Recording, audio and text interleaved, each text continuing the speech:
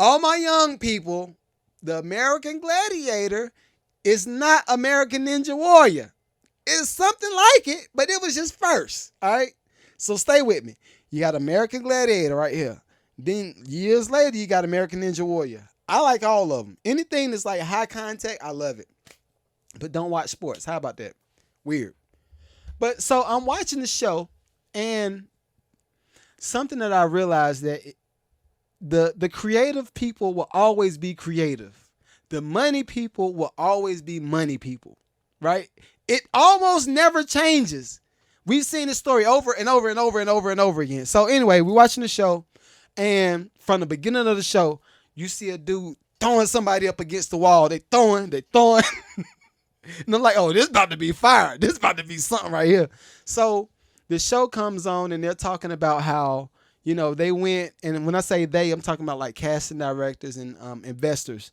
Somebody had an idea to come up with the show that was based around like the old, y'all remember the Gladiators from back in the day, right? What up, Jeremy? Y'all remember the Gladiators from back in the day, right? Like, like old Roman times. They had the idea to come up with the old Roman time type of Gladiator TV show. So, but these all barbaric, strong, ex-football player dudes. Like, it's a dope idea. So, they go get these people. They go get an ex-football player. They go get a model. They go get a bodybuilder chick. They go get some of these people that's affiliated with like Arnold Schwarzenegger. Everybody is just Diesel, rock Diesel. High athletes. Like, they just rock, right? And the guy says, all right, so what we need to do, we need to come up with a show where these gladiators that we've picked go against regular people. And then they come into the ring, a boxing ring, or whatever the obstacle is, and they perform the obstacle, and then somebody gets something at the end. But we pay these gladiators to be on staff. So they went in. Again, creative people will always be creative. And that's what I love. I love that. But so they create the show. They go in. They tank. They create the pilot. They go in. They try to pitch the pilot. The pilot tank. Brick. I mean, straight brick, right? So then they come back. They say, look, man, I don't think we need to spend no more money on this show. I think it's just a bad idea. Maybe we need to come up with something else. So the investor says, yeah, we done. We done. The creative. What up, Noel? Noel. The creative says, you know what? Let's go try to pitch the show at the TV conference. And we'll try to get a TV show picked up. Get it picked up as a TV show.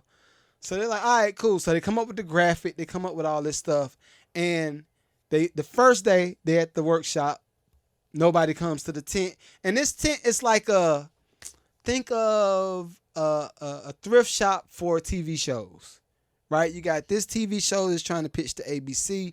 You got this TV show trying to pitch to NBC. This TV show trying to pitch to Fox. And it's just a big situation, right? So the creator says, well, what's going to make us stick out?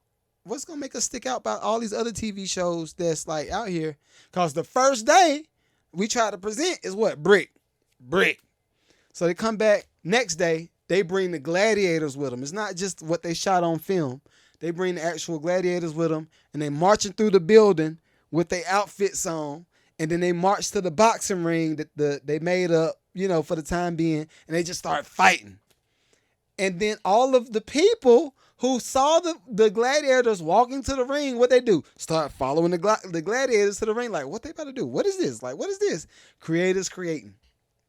So naturally, everybody's like, yo, this is pretty cool. TV show gets picked up. Of course, you get all this traffic. TV show gets picked up. So they in the planning stages, and they're trying to come up with the different activities that the gladiators can perform. The first activity, they had Velcro, had a Velcro suit.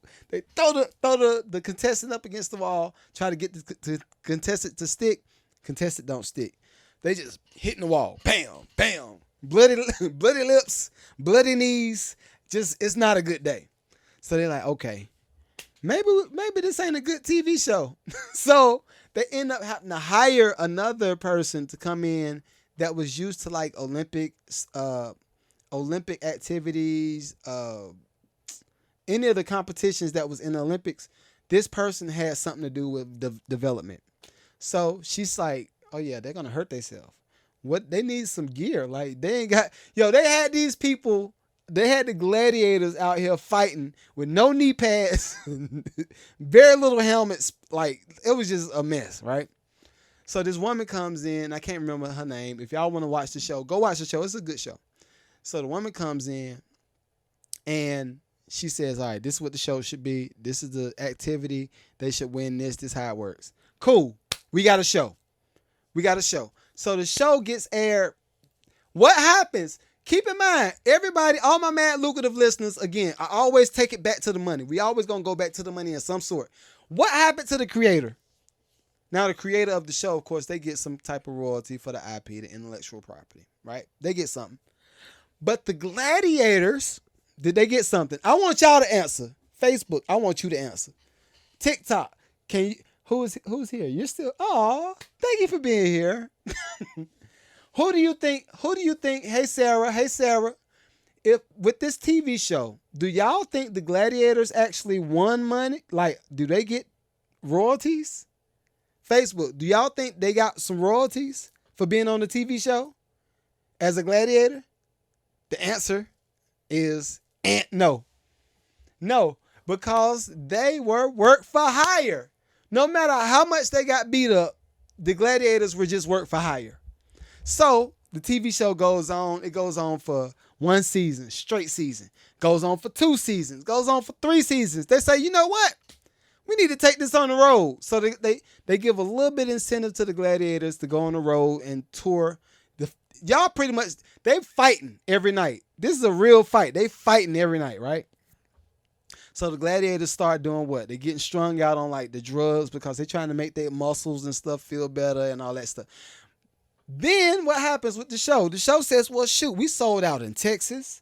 We sold out in New York. We sold out in Atlanta. We sold out in LA. We sold out in Miami.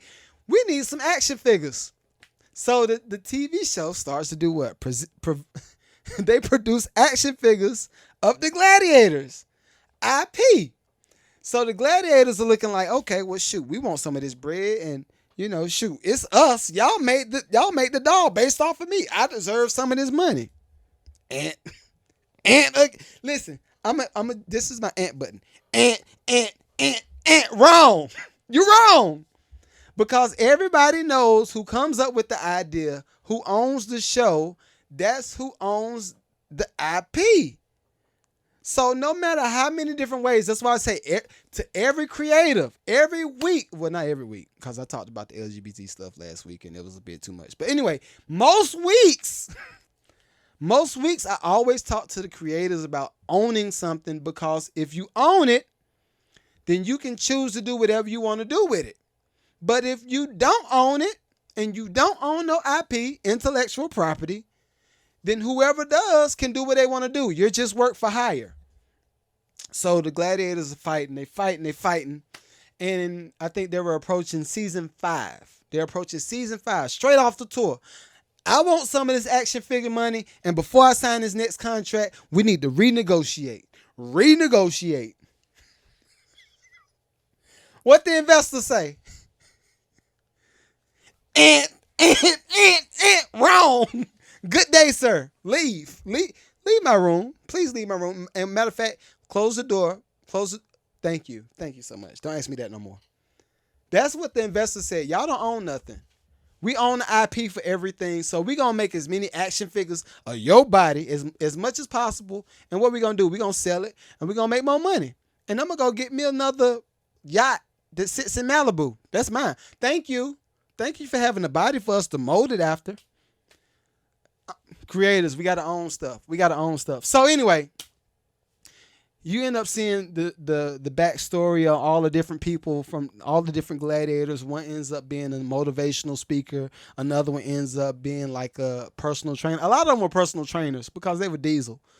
But all of them are doing certain things in certain spaces. And I'm just like, yo, ain't nobody, none of them were able to walk away owning the rights or no parts of the rights of the American Gladiator.